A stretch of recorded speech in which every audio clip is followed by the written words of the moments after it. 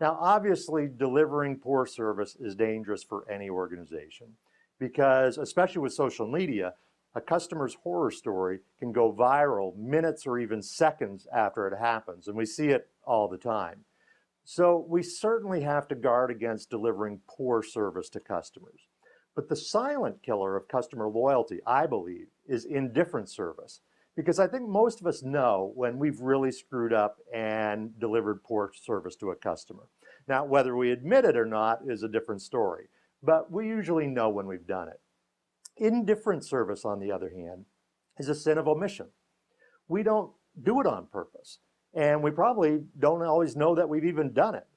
But every time that we simply process a customer through our system, rather than making him or her feel valued, we're guilty of indifferent service.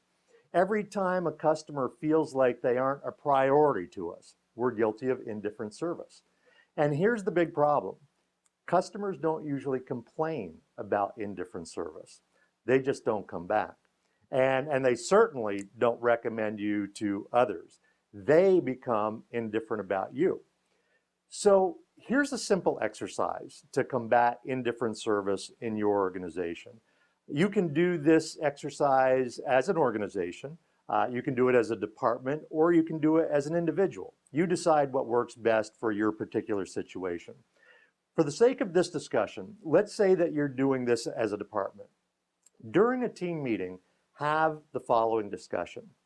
With the customers that we serve, specifically, what would indifferent service look like or sound like? That's it. What would indifferent service look like or sound like to our customers?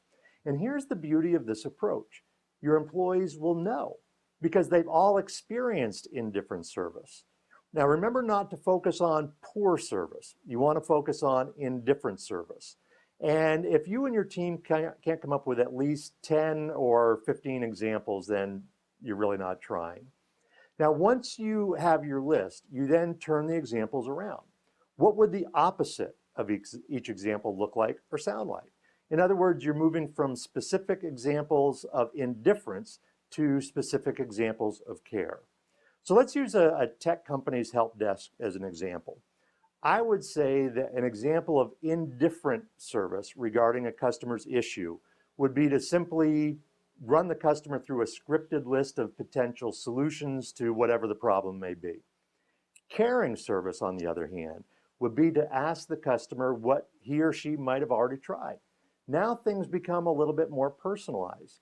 Now, the representative might still ask the caller to try something again, but they can say why and demonstrate respect for the caller. So once you have your list, now the goal is for the entire team to focus on ensuring that everyone demonstrates the behaviors associated with care. It all becomes pretty obvious as you watch or listen to an employee's interactions with a customer. Are the employee's behaviors in alignment with the indifferent service list, or are they in alignment with the caring service list? Coaching an employee's performance becomes pretty straightforward using this approach. In doing this exercise with many companies, I find that the examples of caring service usually don't cost anything, and they usually take little or no extra time. It's really just about attitude. So take a moment to think about this question. As your customers interact with your organization, are they experiencing an attitude of indifference or an attitude of care?